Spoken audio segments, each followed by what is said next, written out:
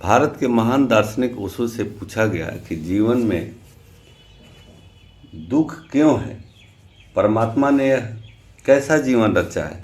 इसके जवाब में ओशो ने दुख की व्याख्या इस प्रकार की है, आइए सुनते हैं। जीवन दुख ही दुख नहीं है, यह तुमसे किसने कहा। हाँ, यहाँ दुख भी है, लेकिन दुख केवल भूमिकाएं हैं सुख की। जैसे फूल के पास कांटे हैं, वे सुरक्षाएं हैं फूल की। कांटे फूलों के दुश्मन नहीं हैं, उनके रक्षक हैं, पहरेदार हैं। कांटे फूलों के सेवक हैं। जीवन दुख ही दुख नहीं, यद्यपि दुख यहाँ है, पर हर दुख तुम्हें निखारता है और बिना निखारे तुम सुख को अनुभव न कर सकोगे। हर दुख परीक्षा है, हर दुख प्रशिक्षण है। ऐसा ही समझो कि कोई वीणा वादक तारों को कस रहा है। अगर तारों को होश हो तो लगेगा कि बड़ा दुख दे रहा है, मीड़ रहा है, तारों को कस रहा है, बड़ा दुख दे रहा है। लेकिन वीणा वादक तारों को दुख नहीं दे रहा है, उनके भीतर से परम संगीत पैदा हो सके इसका आयोजन कर रहा है। तबलची ठोक रहा है तबले को हथौड़ी से। तबले को अगर होश हो तो तबला कहे बड़ा दुख है, जीवन में दुख ही दुख है। तब देखो, तब हथौड़ी चैन ही नहीं है, मगर तबलची तबले को सिर्फ तैयार कर रहा है कि नाद कैसे पैदा हो सके। दुख नहीं है, जैसा तुम देखते हो वैसा परमात्मा तुम्हें तैयार कर रहा है। यह सुख की अनंत यात्रा है, लेकिन यात्रा में कुछ कीमत चुकानी पड़ती है, मूल्य चुकाना पड़ता है। सोने को शुद्ध होने के लिए आग से गुजरना पड़ता है, बीज को वृक्ष होने के लिए टूटना पड़ता है, नदी को सागर होने के लिए खोना पड़ता है। इस सब को तुम दुख कहोगे? दुख कहोगे तो चूक गए बात। यह कोई भी दुख नहीं है, ऐसा जो जानता है वही जानता है। यहाँ दुख भी है, सुख भी है, लेकिन हर दुख सुख की सेवा में रत है। यहाँ कांटे भी हैं, फूल भी हैं, लेकिन हर कांटा फूल की सेवा में रत है। मैं नयन में अश्रु भी, यदि अधर पर मुस्कान भी है, और जिनकी आंखें कभी रोई नहीं उनकी मुस्कान बासी होती है।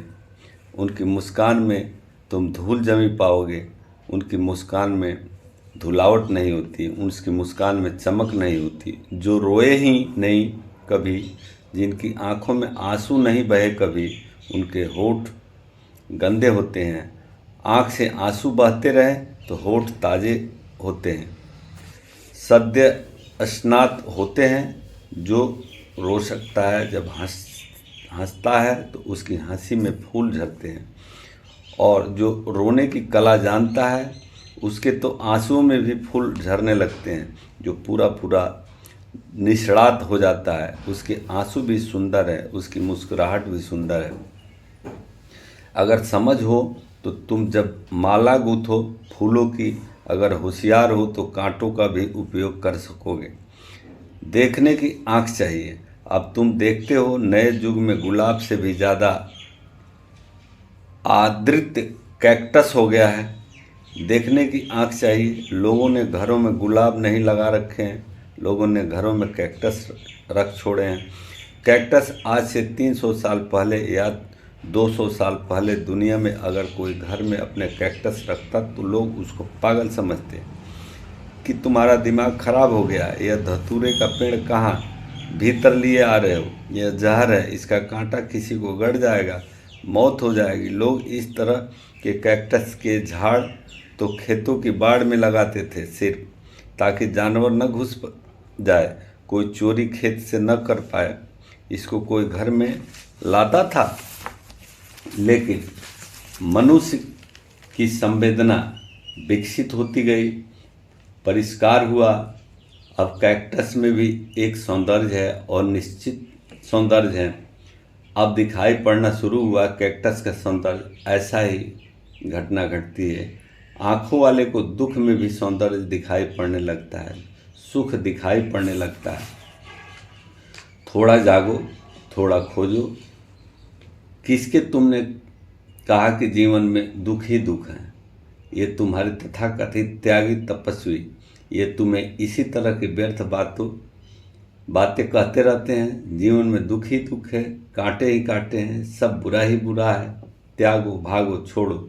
लेकिन ख्याल रखना, जो जीवन को त्यागता है, जीवन को छोड़ता है, उससे परमात्मा का अपमान किया है। वह नास्तिक है, वह आस्तिक नहीं है।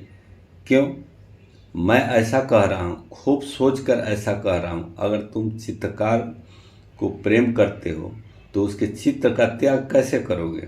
और अगर तुम मूर्तिकार को प्रेम करते हो तो उसकी मूर्ति का त्याग कैसे करोगे? और अगर तुमने संगीतज्ञ को चाहा तो तुम उसकी वीणा को सिर माथे धरोगे। परमात्मा ने अगर यह सृष्टि की है तो तुम इसका त्याग कैसे करोगे? इसके त्याग में तो परमात्मा के प्रति शिकायत है। इसके त्याग में तो यह घोषणा है कि तूने क्या बनाया। इसके त्याग में तो इस बात की घोषणा है कि तुमसे इच्छा तो हम जानते हैं कि कैसा जगत होना चाहिए था, हम बना लेते, तुझसे अच्छा यह तूने क्या बनाया? यह कैसा दुख ही दुख भर दिया। नहीं, दुख ही दुख नहीं है, दुख पृष्ठभूमि है सुख की। और जैसे रात में भी तारे दिखाई पड़ते हैं, दिन में भी तारे होते हैं आकाश में, कहीं भाग नहीं गए हैं, कोई दिन में संन्यास नहीं लेते तारे। दिन में भी आकाश में तारों से भरा है, लेकिन दिखाई नहीं पड़ते, क्योंकि पृष्ठभूमि नहीं है।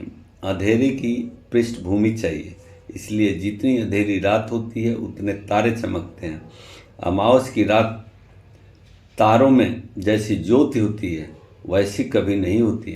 काले ब्लैक बोर्ड पर लिखते हैं, न हम सफ़ेद खड़िया से सफ़ेद दीवार पर लिखो, कुछ दिखाई न पड़ेगा, लिखावट भी हो जाएगी, कुछ दिखाई न पड़ेगा। ब्लैक बोर्ड पर लिखना पड़ता है तब कुछ दिखाई पड़ता है। पृष्ठभूमि चाहिए।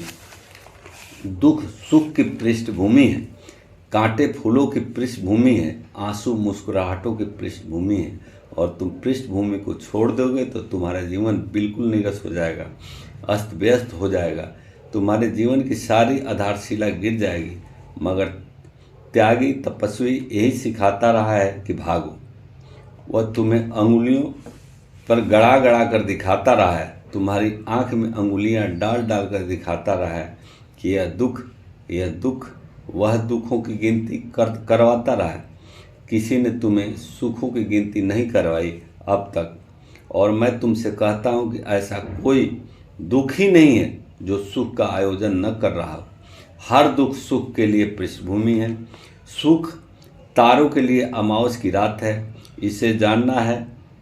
मैं जीवन की कला मानता हूँ, तब यह सारा जगत अपूर्व सौंदर्य से भरा हुआ मालूम होता है और उस अपूर्व सौंदर्य में ही परमात्मा की पहली झलक मिलती है।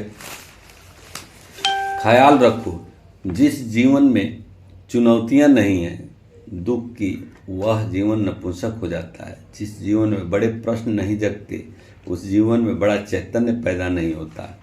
दुख को बदलो, दुख को सुख की सेवा में लगाओ, दुख को सुख की का निखार बनाओ। दुख से भागो मत। जो भागता है बुद्धिहीन है, जो जागता है बुद्धिमान है। और ध्यान रखना, दुख न हो तो जाग ही न सकोगे।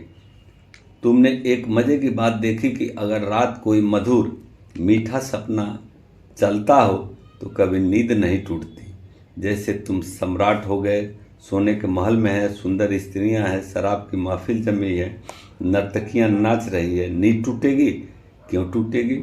इतना मधुर सपना चल रहा है, नींद क्यों टूटेगी?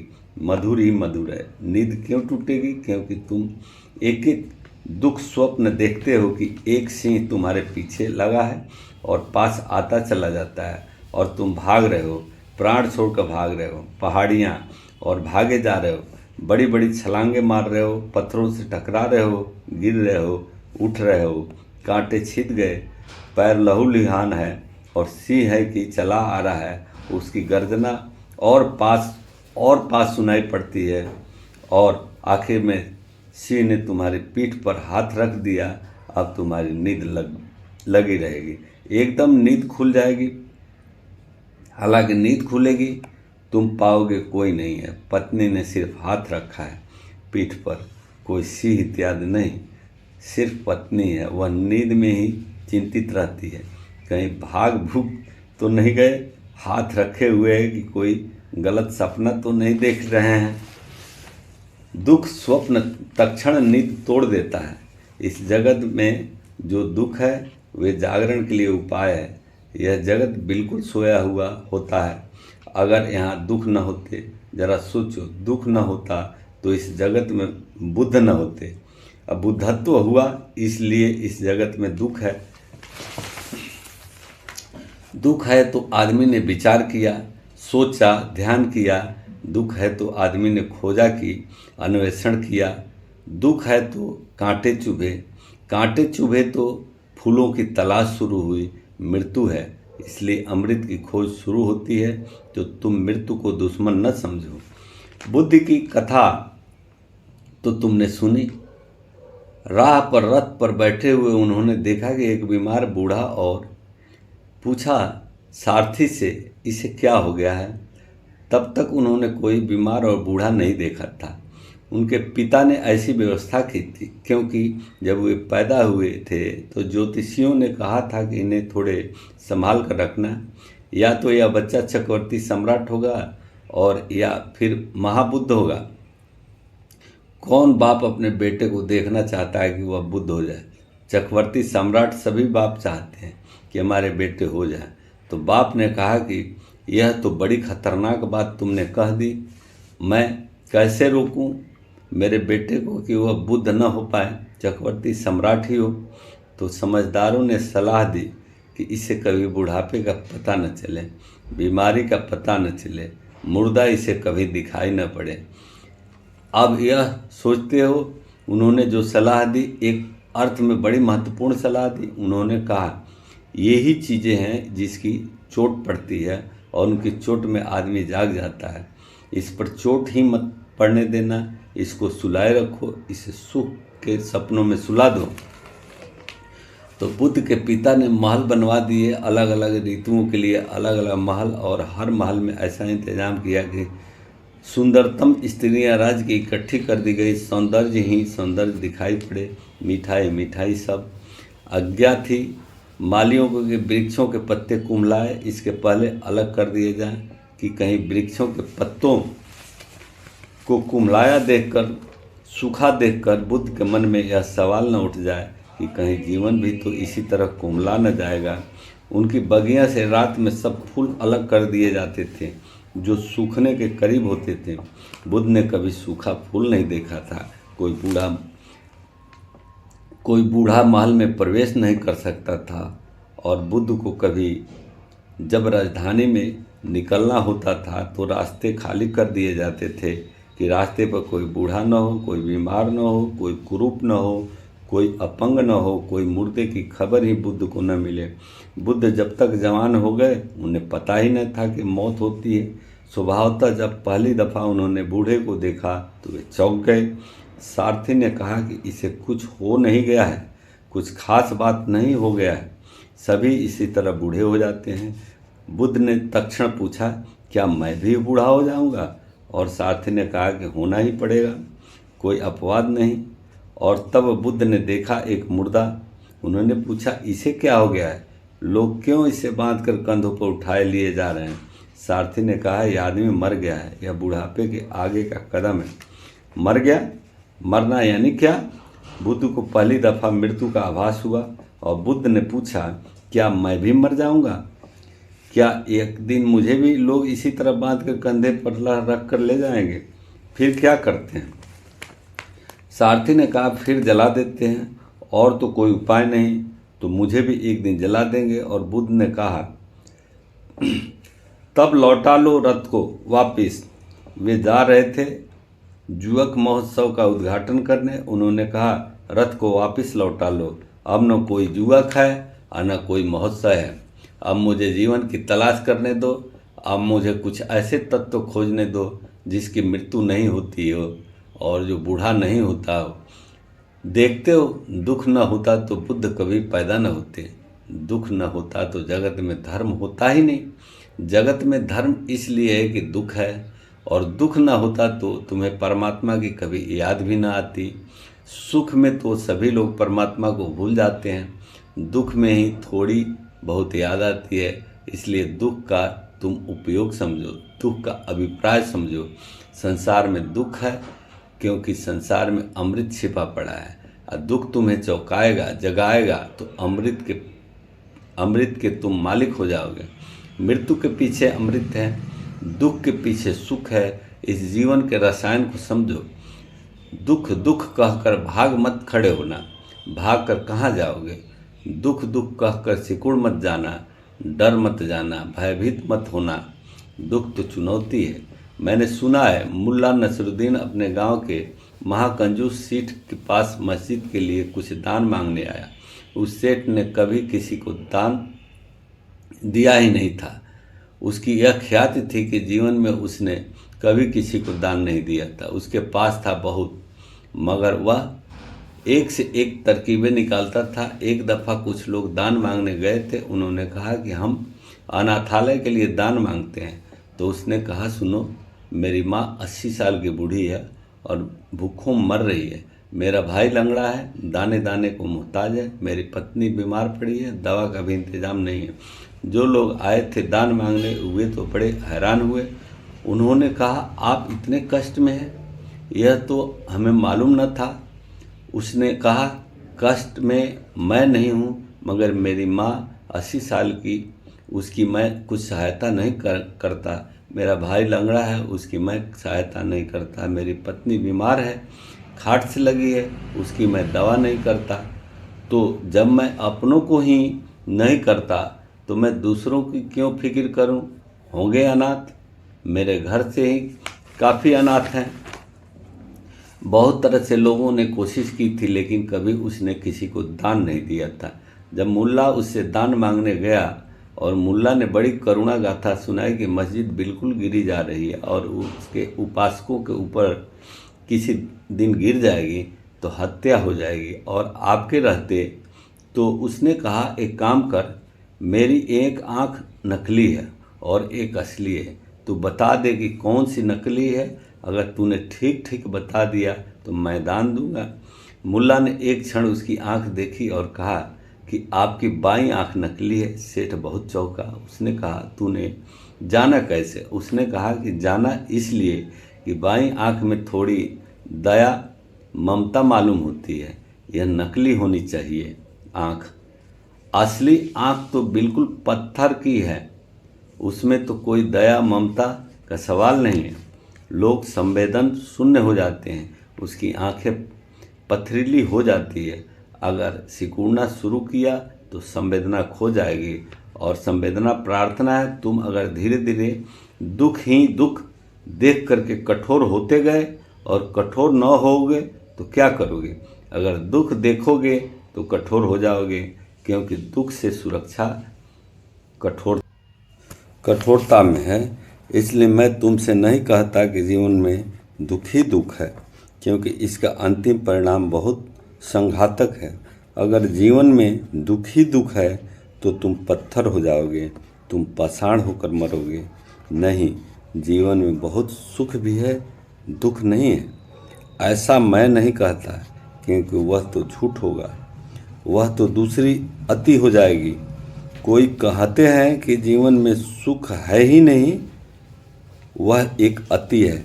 मैं तुमसे न कहूँगा कि जीवन में दुख नहीं है, सुख है, खूब है, मगर सुख के मुकाबले कुछ भी नहीं। और सारे दुख को सुख की सेवा में नियोजित किया जा सकता है। सीढ़ियाँ बनाओ दुख की, राह के ऊपर पड़े पत्थरों को पत्थर और बाधाएं ही मत समझो, सीढ़ियों में बदलो। यही जीवन की कला है, इसको ही मैं धर्म कहता हूँ। धर्म त्याग नहीं है, महाभोग है। अगर ये आपको अच्छा लगे तो लाइक कीजिए, सब्सक्राइब कीजिए और शेयर कीजिए।